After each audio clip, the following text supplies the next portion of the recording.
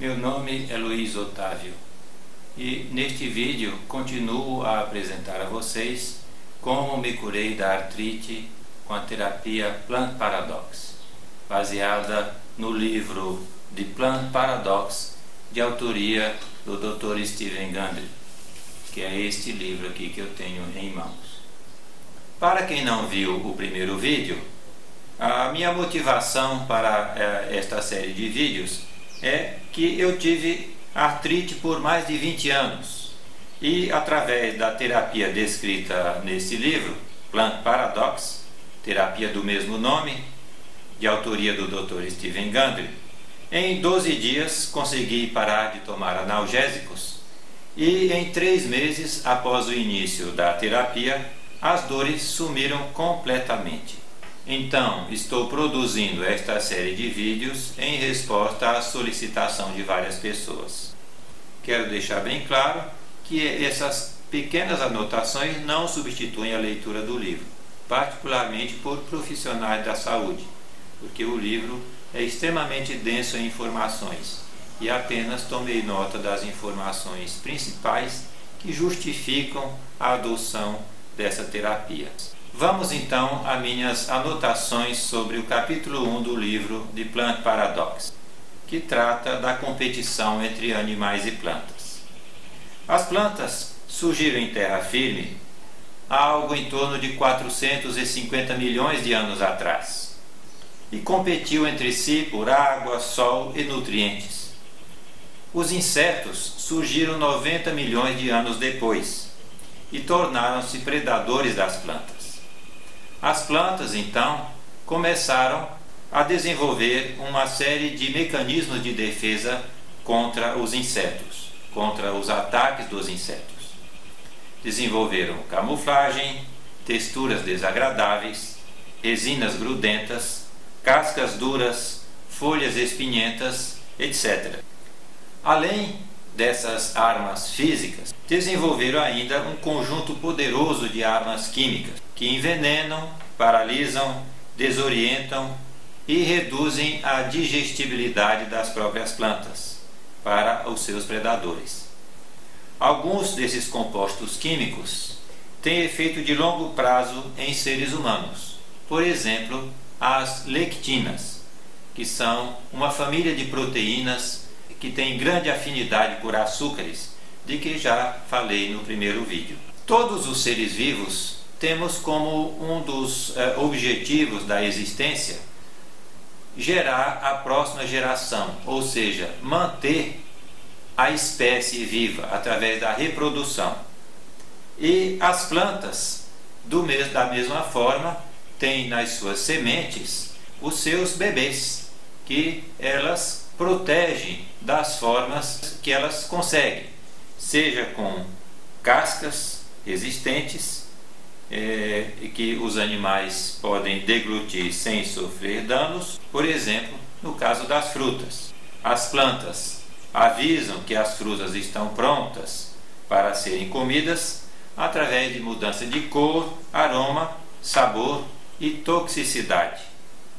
O açúcar das frutas é a frutose, que não ativa o hormônio bloqueador da fome. Isso faz com que os animais comam grandes quantidades de frutas. E aí, ele engorda rapidamente, isso é o ganho que ele tem, e espalha muitas sementes da planta. O que é bom para as plantas e também bom para os animais, porque terá mais frutas para consumir no futuro. Quando nós vivíamos integrados à natureza, comíamos frutas só no verão, quando engordávamos, e emagrecíamos no resto do ano, consumindo aquelas gorduras armazenadas no verão. As frutas que não amadureceram naturalmente têm elevado teor de lectinas. É o caso das frutas colhidas antes de amadurecerem e amadurecidas artificialmente. Há algumas plantas que não têm o mecanismo protetor das sementes, que são as cascas duras. Elas têm uma estratégia de defesa diferente. São as gramíneas e outras plantas que crescem nos campos abertos. Elas reproduzem-se fazendo suas sementes caírem no chão, onde brotarão depois na estação apropriada. elas, entre aspas, não querem que os animais consumam suas sementes. E essas sementes contêm produtos químicos que enfraquecem, paralisam ou adoecem seus predadores. Temos os fitatos, que bloqueiam a absorção de minerais. Temos os inibidores de tripsina, que bloqueiam a ação das enzimas digestivas e prejudicando o crescimento do predador. E temos ainda as lectinas, que desorganizam o sistema de comunicação celular dos predadores e são uma das possíveis causas da condição de intestino permeável. Os cereais integrais contêm essas três armas químicas e as leguminosas contêm grande quantidade de lectinas, também contêm fitatos, e não sei quanto aos inibidores de tripsina.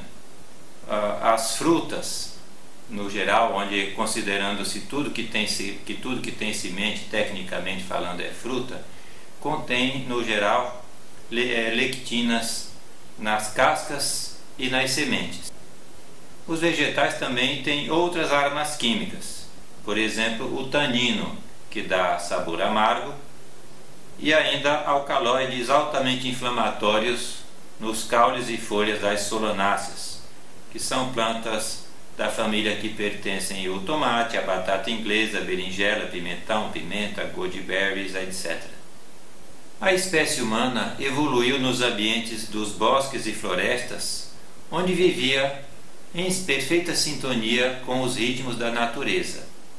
Os dias e noites, as estações do ano, as safras dos diversos tipos de alimentos, a disponibilidade de vários tipos de caça, né?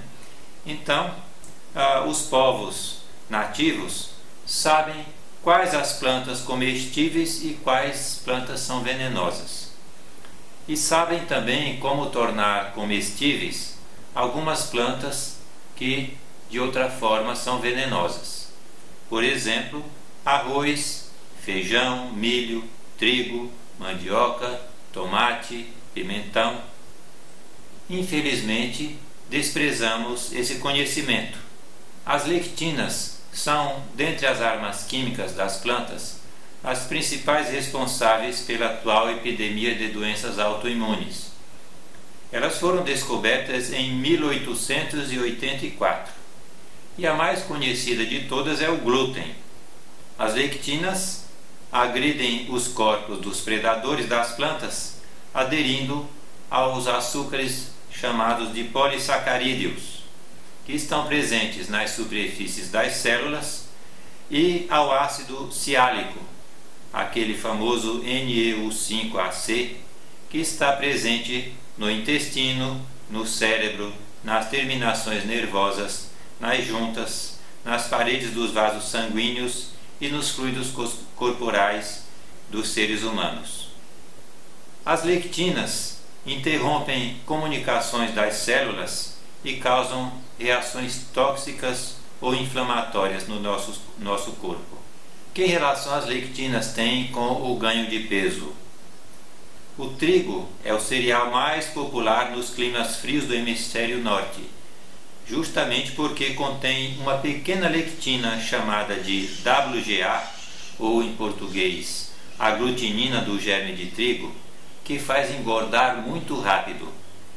Uma barriga de trigo era preciosa para a sobrevivência de nossos ancestrais nos dias de escassez de alimentos. Os nossos ancestrais tinham que engordar o mais rápido possível na época da fartura de alimentos, para que tivessem a gordura armazenada para sobreviverem no resto do ano, onde havia escassez de alimentos. Então, nossos ancestrais acumularam vasto conhecimento sobre plantas comestíveis e não comestíveis e desenvolveram técnicas para detoxificar algumas plantas, tornando-as comestíveis. Quando os animais se sentem mal após comerem algum alimento, eles o que fazem? Simplesmente mudam de alimento. Mas nós, os seres humanos, quando comemos algum alimento que nos faz sentir mal, tomamos algum remédio que alivia os sintomas e voltamos a comer aquilo que está nos envenenando. E outro grande problema da atualidade é que nós estamos envenenando os animais que comemos. As vacas, por exemplo, elas devem comer gramíneas e não soja e milho. As vacas ficam com séria gastrite quando consomem esses grãos e, por isso, a ração desses animais tem grandes doses de carbonato de cálcio para que eles consigam comer. E assim o gado engorda rápido e fica com a carne bem gordurosa e macia. Enfim, pela lei de Lavoisier, que nada se perde, nada se cria, tudo se transforma, nós somos aquilo que comemos. As lectinas do trigo e outros cereais, e do feijão e outras leguminosas, são muito prejudiciais aos seres humanos.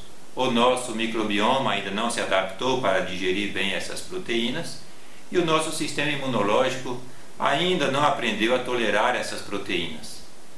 Os animais alimentados com essas lectinas ficam com suas carnes, leites e ovos cheios dessas mesmas lectinas. Então, esses produtos se tornam extremamente prejudiciais à nossa saúde. Ou seja, a carne de vaca, a carne de porco, a carne de galinha, os peixes que nós consumimos hoje são muito diferentes daqueles consumidos até meados do século XX, quando eles eram alimentados de forma natural.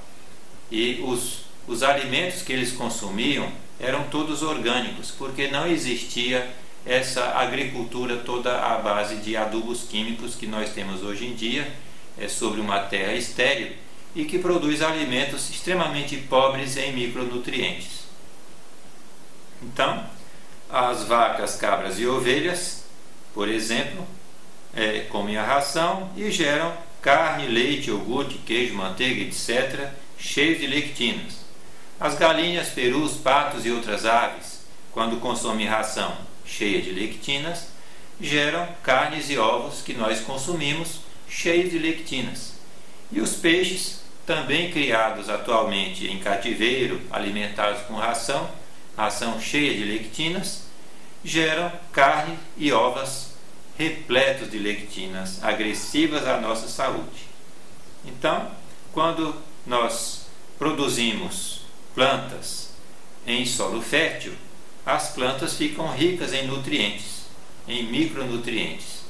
E essas plantas ricas em nutrientes, quando usadas para alimentar os animais, geram carnes e outros produtos ricos em nutrientes. E se nós nos alimentamos com animais e plantas ricos em nutrientes, nós ficamos saudáveis. Se nós, por outro lado, nos alimentamos com animais e plantas pobres em nutrientes, nós ficamos doentes. É o que está acontecendo hoje em dia numa escala planetária, infelizmente. Os leites, queijos e carnes de animais alimentados no pasto são ricos em ômega 3. Por outro lado, os grãos que são usados na ração animal são ricos em ômega 6. Portanto, os animais alimentados com ração, essas rações ricas em ômega 6, têm suas carnes, leites e ovos cheios de ômega 6, que é um precursor dos hormônios inflamatórios, ou seja, tem uma ação inflamatória. Então, os alimentos que nós consumimos hoje têm menos ômega 3 e muito mais ômega 6 do que os nossos ancestrais consumiam. E por isso nós temos hoje em dia uma tendência muito mais forte à inflamação crônica. Uma coisa que me surpreendeu também ao ler este capítulo do livro foi descobrir que os frangos orgânicos contêm lectinas, porque orgânico quer dizer apenas que eles são alimentados com grãos orgânicos. E os grãos orgânicos usados na alimentação dos animais são ricos em lectinas, embora possam não ter defensivos agrícolas e nem adubos químicos, mas de qualquer maneira são ricos em lectinas que são prejudiciais à nossa saúde. Os animais, inclusive nós, seres humanos, desenvolvemos defesas contra as lectinas. E as que temos são as seguintes: o muco nasal e a saliva, que são cheios de açúcares que capturam as lectinas. Lembremos que as lectinas são moléculas de proteínas que têm grande afinidade por açúcares.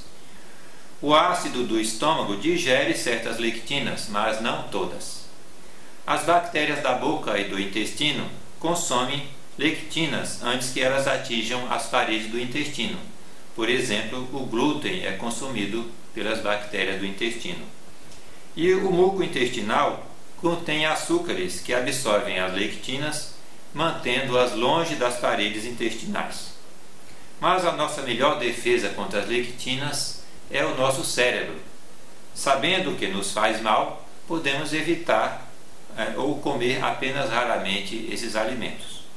Podemos ainda usar métodos de preparação legados por nossos ancestrais para preparar esses alimentos que eliminam em grande parte as lectinas. A principal missão das lectinas é romper a junção entre as células que revestem as paredes de nossos intestinos. O revestimento interno das paredes do intestino tem apenas uma célula de espessura. E essas células, elas têm uma função importantíssima de isolar o interior do intestino da nossa corrente sanguínea. E essas células, elas absorvem apenas pequenas moléculas que já foram digeridas e transportam essas moléculas para o sangue. Não deixam passar moléculas grandes. Quando as lectinas rompem a barreira intestinal, elas atingem os tecidos próximos e os nódulos linfáticos e as glândulas.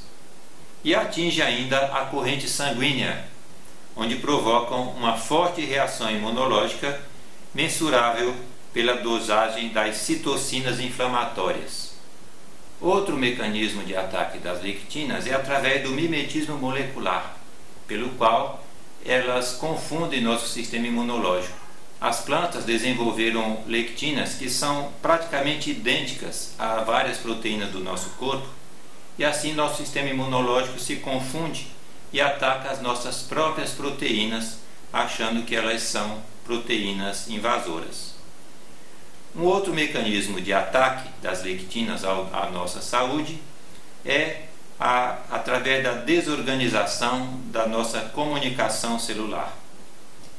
Elas mimetizam os hormônios, as moléculas de hormônio, e passam mensagens erradas para as nossas células, ou então bloqueiam os sinais hormonais. Um exemplo: o hormônio insulina habilita a entrada de glicose nas nossas células, de maneira que elas usem a glicose como combustível. Os receptores de insulina das células podem ser bloqueados por lectinas. Por exemplo, a aglutinina do germe de trigo se parece muito com a insulina e pode atracar nos receptores de insulina das nossas células e nunca mais desatraca, bloqueando os receptores.